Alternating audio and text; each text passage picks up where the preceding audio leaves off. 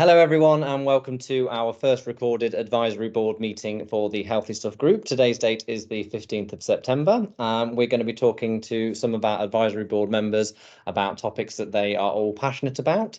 So let's get started straight away. We're going to introduce everyone. Firstly, we have myself. I am a director here at Healthy Stuff. I have worked here for 7 years and I'm involved in the sales and marketing and also in the lab team as well. We now have Kate Knowler just up there in the pink. Kate, you and I have worked together on multiple occasions. You are a highly respected nutritionist, phlebotomist and author. You also have extensive training in nutrition and the connection between the food and the body. And today you're going to be talking about celiac disease. We then have next up, we have Dr. Kristen Poe. You are a functional medicine practitioner and you've provided lots of blogs and vlogs and all sorts of content for us, which is very much appreciated. You are also a naturopathic doctor and you have a PhD and postgraduate diploma in alternative medicine. Dr. Poe today will be discussing the best practices for interpreting client and patient results.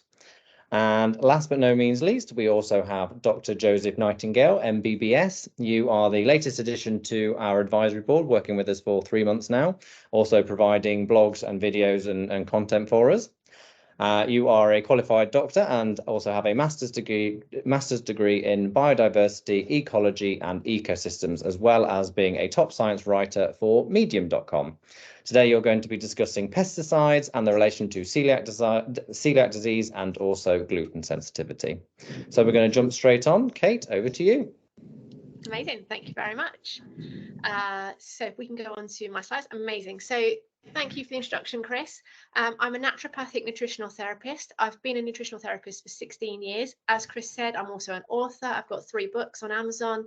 I do lots and lots of different things, but I work with Healthy Stuff. And today I'll be talking about celiac disease, what it is, what it isn't. And I know that Dr. Nightingale is going to pick up on this a bit later in the presentation and talk some more about celiac disease and possible causes. But what I want to say first of all is that celiac disease is not an allergy, it's not an intolerance, it's not a sensitivity. Sometimes it's described as a gluten intolerance, but it isn't quite a gluten intolerance in terms of the IgG antibodies that are tested in the finger prick blood test that Healthy Stuff provide. It's an autoimmune disease, and that's where the immune system it attacks the small intestine in response to gluten consumption. Again, I know that Dr. Nightingale will be covering this in more detail on his slides. The symptoms of celiac disease are wide-ranging. You may have gastro symptoms, malabsorption. Personally, I've had celiac for 12 years. My main symptom is cognitive. If I have gluten, it's like a light switch goes off, my world goes dark, and I'm down for 3 days with depression, anxiety, really, really low mood. And after 3 days, the light comes back on and I'm fine again. It's literally light and dark, like that night and day. It's very, very extreme. I don't get digestive issues. I don't have any other symptoms, maybe B12 absorption issues, but otherwise, you wouldn't know I was celiac. It just looks like I get depressed every now and then I come back. And yeah, the other symptoms are listed there. So some people might have fertility issues. Some people may have digestive issues. There are so many different symptoms with celiac disease that I always say, if someone suspects it, test it. Okay, can we have the next slide, please, Chris? Fabulous. So I mentioned that celiac disease is an autoimmune disease, but what really is an autoimmune disease? Well, it's a medical condition. It can develop at any age.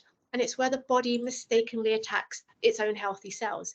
In celiac disease, it's gluten activates that mechanism where it starts to attack the small intestine. But you can also have autoimmune diseases such as rheumatoid arthritis attacking the joints, multiple sclerosis, type 1 diabetes, Hashimoto's thyroid, where the thyroid tissue is attacked, the receptors of the thyroid tissue are attacked, and then celiac disease as well. So there are many different autoimmune diseases. If you have one autoimmune disease, they say you may be 25% more likely to get a second or a third. So if you do already have an autoimmune disease, it is worth looking at getting tested for celiac disease just to rule that out. So I've mentioned gluten a few times. Now let's cover what is gluten. This is something that comes up a lot in my clinic. People get, I wouldn't say confused, but we're just not sure. It's not clear. What is gluten? Well, gluten is the protein that's found in wheat, rye, oats. Well, it's not found in oats. It's found in wheat, rye, barley, spelt, and kamut. It's found in oats by cross-contact, not cross-contamination, but cross-contact, and that's where it's grown or packaged or processed with factories and machineries that have been contaminated with wheat. or barley, or rye, or spelt, or kamut, but wheat would be the main one. So oats naturally are gluten-free, but often they have cross-contact, that contamination that causes them to have gluten in them. There are many other cross-contact opportunities in restaurants. I'm celiac, as I said, so I don't use the toaster in my house because my children cook bread in there. And so my toaster is contaminated. So if I was to put my own gluten-free bread in there, I would get cross-contact. I would get depression for 3 days. It would be that simple for me. So I just don't use the toaster to avoid that cross-contact. Okay, next slide, please. So wheat. So I've kind of touched on gluten, and now I'm talking about wheat. So what's the difference between the two? So gluten is the protein found in wheat. It's also found in rye, barley, spelt, kamut, in oats by cross contact. But what really is wheat? Well, it's a grain. It's widely used in the UK. There's some stats here. 11 million loaves of bread are sold every day in the UK. That's the equivalent of 60 loaves of bread per person per year. I know I'm not one of those statistics, so someone else is buying my share of bread. And I know lots of people don't buy bread. So some people probably have more than that in a week, and some people have less. I know bread goes moldy, bread can, it can spoil, it can go stale. So maybe they're throwing bread out and buying more bread, but that's still an awful lot of bread. That's not even looking at the biscuits, the pasta, the cakes, the pastries, anything else like that. So there's a big intake of wheat in the UK alone. The average bread intake on a daily basis for men is 3 slices a day, and for women it's 2 slices a day. Toast, sandwiches for lunch, it's easily done. So when testing for wheat and gluten issues, you can have an allergy, so you can be allergic to wheat. You can have an intolerance, so you can have an intolerance to gluten, an intolerance to wheat, or you may have the autoimmune celiac disease. Now, the finger prick test from Healthy Stuff, the Allergy and Intolerance Test Plus, tests 117 items. It covers the wheat allergy. It covers the gluten intolerance. It covers the wheat intolerance. It does not include celiac disease, though. And it's more than possible to have a wheat allergy and celiac disease, or a gluten intolerance but not be celiac. So just because you have one doesn't mean you'll have the others. Just because you don't have one doesn't mean you will not have the others. If you see what I mean, you can have one without the other. So if you've only done one of those tests, you should really do the whole spectrum of the testing to get the full data and to know whether you could be celiac or not. So if we go on to the next slide, to test for celiac disease, it's very similar to testing for allergies and intolerances. It's a blood test taken from the vein. It's testing for the serum IgA tissue transglutaminase antibodies, which are antibodies released that attack the enzyme in the small intestine. These antibodies are attacking the tissue transglutaminase enzyme in the small intestine. So to get the test done and to get an accurate result, you will need to eat gluten at least once a day, if not twice a day, for 6 weeks prior to testing. This is a little bit barbaric. If you have celiac disease and you want an accurate test, you have to have the gluten once or twice a day. You have to go through the symptoms. It's uncomfortable, it's difficult, it's not pleasant, to get to the end of the 6 weeks and get your accurate test. So I generally say to my clients, don't change your diet yet. Get celiac done first. We write to the GP, we get celiac tested first, or we test it privately, then we embark on taking out allergies and intolerances. Otherwise, there's that risk that we take wheat out of their diet, they feel amazing, or we take gluten out of their diets and they feel amazing, and then we have to put it back in for 6 weeks to get the official diagnosis, or to rule out the official diagnosis. So I would say test it before rather than later. And the other complication with testing for celiac disease is that not everybody will make these IgA antibodies.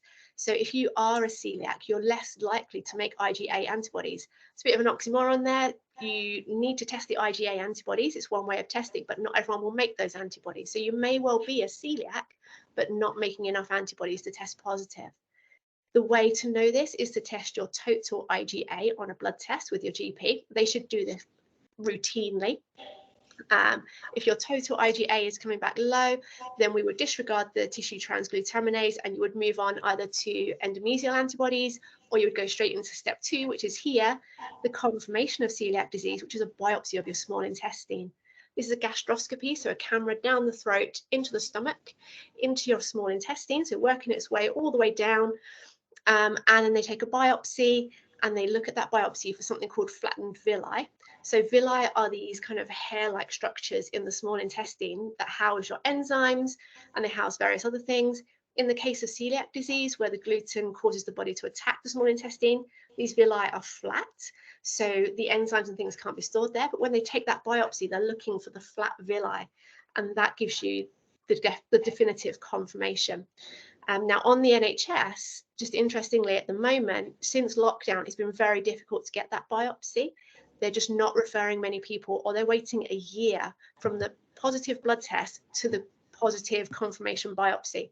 A year of eating gluten and being symptomatic is an awfully long time. So I would say if you're in that position and you're waiting and waiting and waiting, push and push and push to get that moved further up, because it's not pleasant to go through that. I can't even do 1 crumb of gluten, let alone a year's worth of gluten. So do speak to your GP if that is being delayed for you. So the management of celiac disease is very simple, really. It's a lifetime avoidance of gluten, basically. So no wheat, no rye, no barley, no spelt, no kmet, avoiding oats that have been cross contact with gluten products, and avoiding any other foods that have been in cross contact. So being very careful in restaurants, being very careful in your own house, being especially careful when you go to friends' houses who say, yeah, this pasta is wheat free, it's going to be amazing, and then you find out it was spelt pasta and they've just ruined the next 3 days for you. So it really is difficult to be gluten free, but it's getting a lot easier. Like I say, I've done this for 12 years. 12 years ago it was very, very difficult, and I just didn't eat out or anything. Now, I mean, I went to Norway recently. I ate a full McDonald's, not proud of myself, but it was amazing. I could eat a full gluten-free McDonald's burger bun. I had sweet potato fries. It was all gluten-free. It was all cooked in a separate part of the kitchen. It was amazing to get that kind of level of service. I don't know that I'd trust McDonald's that much, but I felt safe in that environment, and so I did. Now, the healing of the villi, remember I talked about these hair-like structures in the small intestine. If you go onto a completely gluten-free diet, they will start to heal and come back as these hair-like structures. They won't do it overnight. It could take months, it could take years. And if you have any trace contamination of gluten, we bought some rice a few years ago, and every time we ate the rice, I thought, God, I feel really depressed. I feel really rough, but I've been really careful. My diet's good. I must just be having a rough time at work. It went on for about 6 weeks. 6 weeks, I wasn't really coping at work. I was pushing myself to cope. I thought, I feel awful. And then we ran out of the rice and I felt better. I was like, oh, I feel fine again. And then I realized there was cross contact with the rice. So at some point in that rice being manufactured, it may have been cross contact with gluten. And then I was being glutened by something that should be gluten free. And in that situation, that was 6 weeks that went on for, I really, really struggled with my digestion, because then my villi were damaged, my dairy digestion was affected. So I had to change my diet quite drastically in order to cope with the changes that the gluten cross contact had brought about. So it does take time to heal. Okay, if we have the next slide. Thank you. So if you think you might have celiac disease, so if you've listened to me talking today and you think, oh gosh, I have some of those symptoms, by all means do the Healthy Stuff blood test. This is absolutely the right test for you, but also go and see your GP and ask for a celiac blood test. If the results of your celiac blood test come back negative, fantastic. You can do your Healthy Stuff results. You can follow whether you're allergic to wheat or not allergic to wheat, whether you're allergic to, intolerant to gluten or wheat, or not intolerant to gluten or wheat. You can start changing your diet because your celiac test came back negative. That's assuming you make the IgA antibodies, but your GP would be able to help you with that. If your celiac test comes back positive from your GP, you can do everything else in your Healthy Stuff test, but don't touch the wheat, the rye, the barley, or the gluten at this point. Keep eating those and follow your GP's advice. As I say, don't change your diet before you do celiac testing, because reintroducing gluten, if you are celiac, is very uncomfortable. It's not the most pleasant experience. And if you have done an allergy and intolerance test and you've started changing your diet, if it's only been a few weeks, go and see your doctor now and you can ask for a celiac test. Thank you. Thank you very much, Kate. That was very educational. Dr. Poe, I'm going to move on to you now. Awesome. I am Kristen Poe. I am a functional health practitioner and naturopathic doctor. So I specialize in connective tissue and fascia as well. And I'm board certified in holistic nutrition. It's a huge part of my practice. And what I wanted to discuss today was best practices for interpreting clients or patient results. So the great thing is I've been with Healthy Stuff for about 9 months now, but for years prior to that, I was using the sensitivity plus test for all my patients in my office. And honestly, it's something that is a huge part of my practice. In fact, I have an envelope right here with hair samples of patients waiting to be sent out as we speak. And there, I find that test to be just such a wealth of information and gives patients so much and a different lens, a unique lens on their health and wellness, things that they had never thought about. But one thing that I have noticed over the years of running this panel in particular, and it could be, I think this kind of is a generalization of most lab results, is despite the plethora of information that is provided in the lab report, as well as the information that's provided on the website, patients still get very confused when they get the results, and they end up having a lot of questions. So I think it is crucial to tell as practitioners, but also in providing the test to our partners, is to really encourage them to help with interpretation of results. Because what happens is that comprehensive report, I think it's like 15 to 17 pages long, all they see is numbers and data, and they're like, well, what does this mean? Am I not able to eat any of these foods? And I'm deficient in this. What does this mean? What should I do?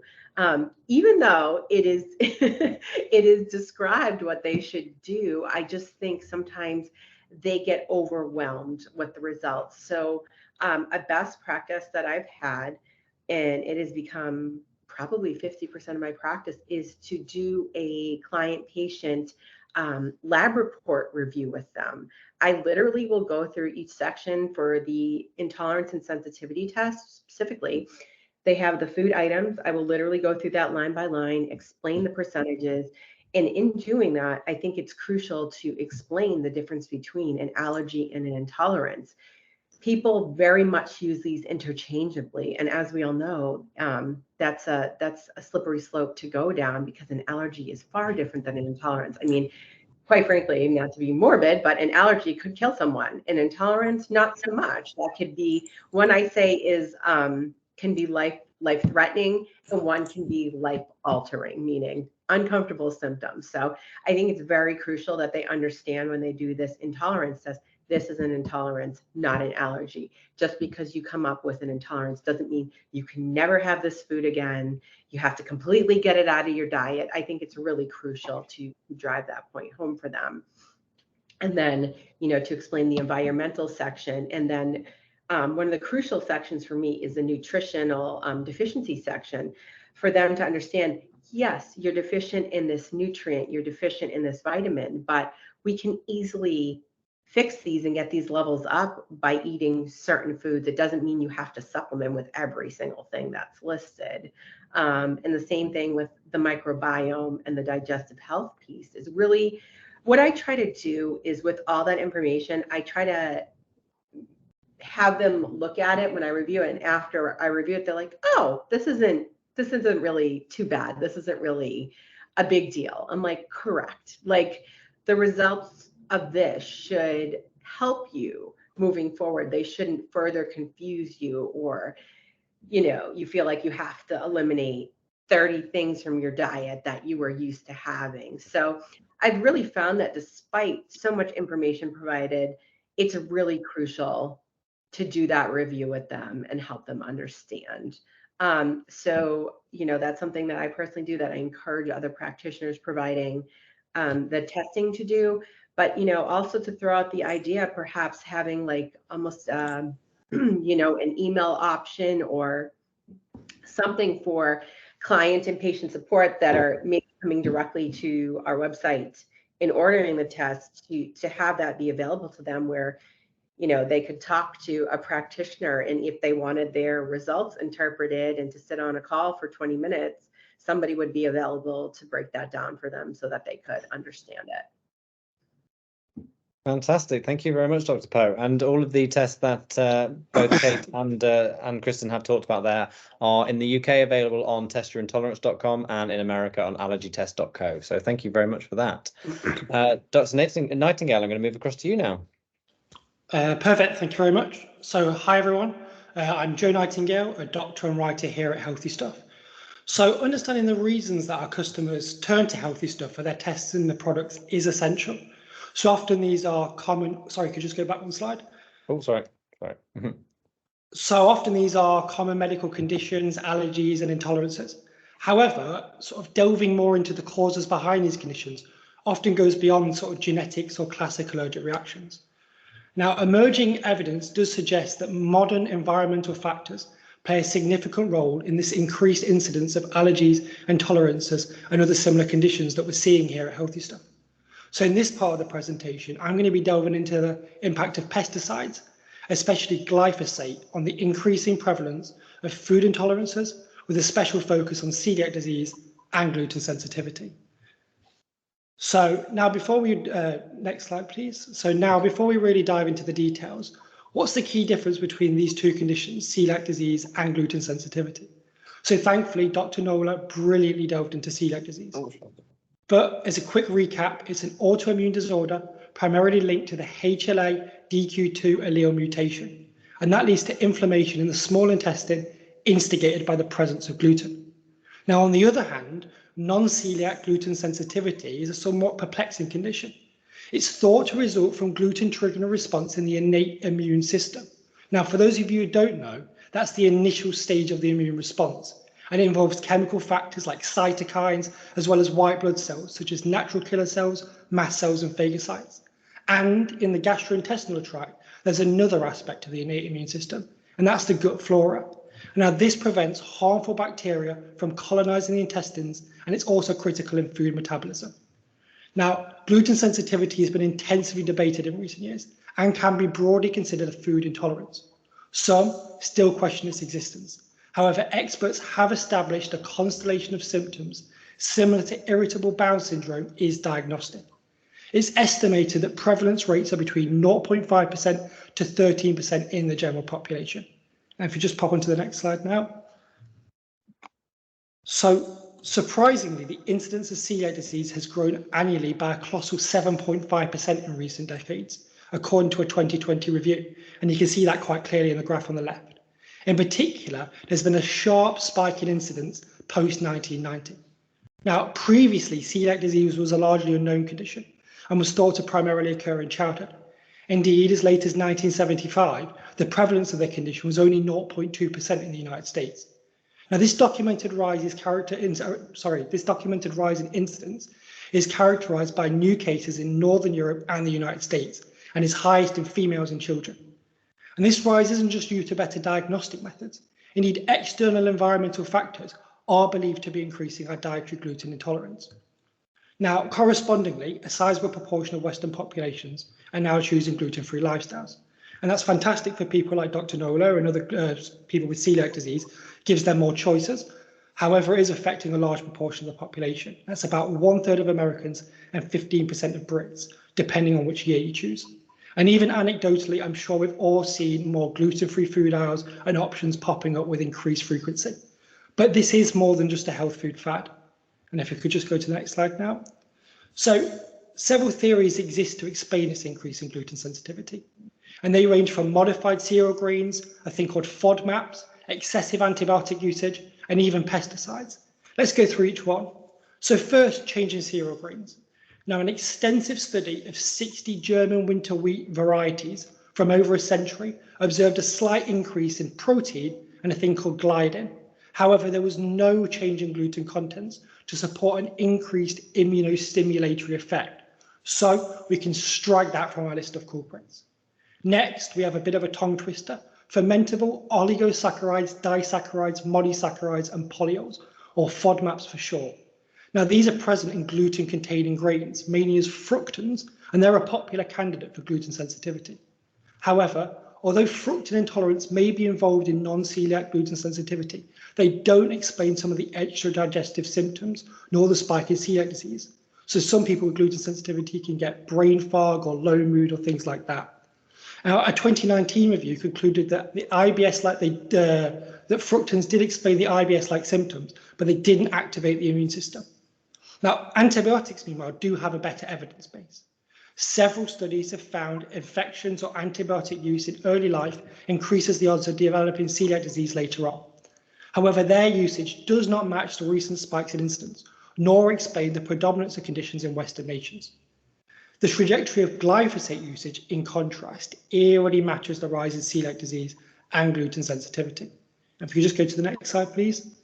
So glyphosate is a key component in herbicides like Roundup. Its modus operandi revolves around disrupting a plant enzyme vital for synthesizing key amino acids like phenylalanine, tyrosine, and tryptophan. As a pesticide, it kills annual broadleaf weeds and grasses that compete with crops. And given its low toxicity in mammals, so us, it's been rapidly adopted across the Western world, especially with usage really ramping up post-2000. However, it's also got a secondary purpose. Since the 1990s, glyphosate's been used to desiccate crops. That means drying them out just prior to harvesting. Now, the Canadian Food Inspection Agency made a startling revelation that 80 to 90% of wheat products contain glyphosate residues. But this really shouldn't come as a surprise, considering Canadian farmers, and indeed farmers across the Western world, use glyphosate extensively to desiccate their crops. And it saves them time and money, especially in the northern regions where the growing season is quite short. So just on this next slide, please. So I've given the impression that glyphosate definitely does cause it, but the debate is quite contentious. So some studies, like the seminal paper Samsel and Seneff's 2013 paper, that suggests a direct link between glyphosate and conditions like celiac disease. Now, they theorized three potential mechanisms. First, glyphosate inhibits something called the cytochrome P450 enzymes. Now, these are critical for detoxifying environmental toxins. Second, they theorized that it could cause key deficiencies of amino acids and minerals. And last, glyphosate may cause gut dysbiosis. Now, this is harmful changes in the gut microbiome, or the bacteria that live in our gut. Now, celiac disease is associated with reduced levels of three particular bacteria: Enterococcus, Bifidobacteria, and Lactobacillus. Now, in poultry, these three bacteria were observed to be highly susceptible to glyphosate. Meanwhile, pigs fed GMO corn and soy developed intestinal inflammation, in part due to glyphosate exposure. Not everyone disagrees with this hypothesis, however. So a paper by Mezenage and Antoineau challenged these mechanisms.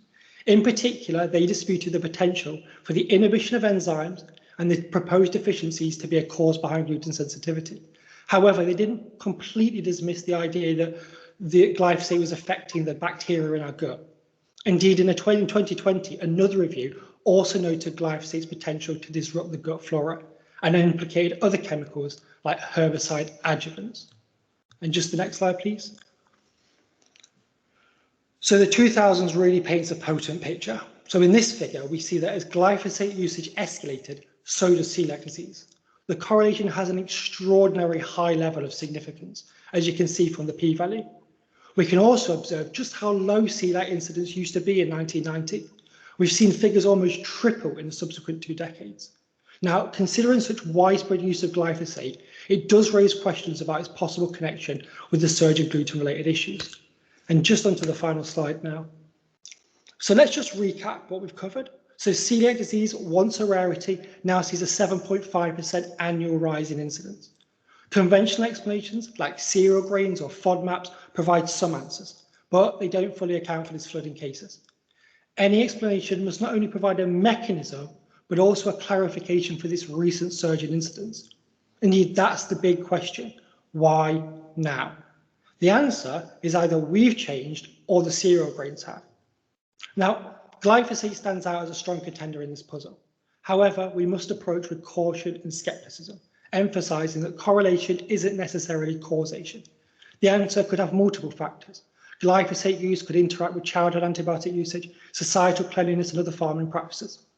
Further research into glyphosate's effects on gut bacteria and possible interactions with environmental factors is still required. But for our valued healthy stuff customers, the takeaway is clear. It's not always the food you eat that are the issue, but rather the ever-evolving environmental factors around them. Thank you for your time.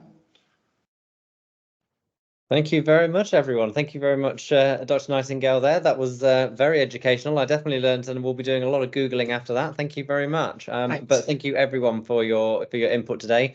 I definitely feel very educated. So the video today will be posted on our YouTube channel, and it will also be going out on social. So for anyone watching, if you do have any questions, please do comment below, and we will make sure we go back to everyone. Or you can email me directly on chris@healthystuff.com.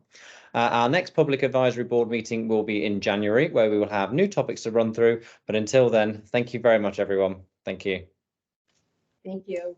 Thank you.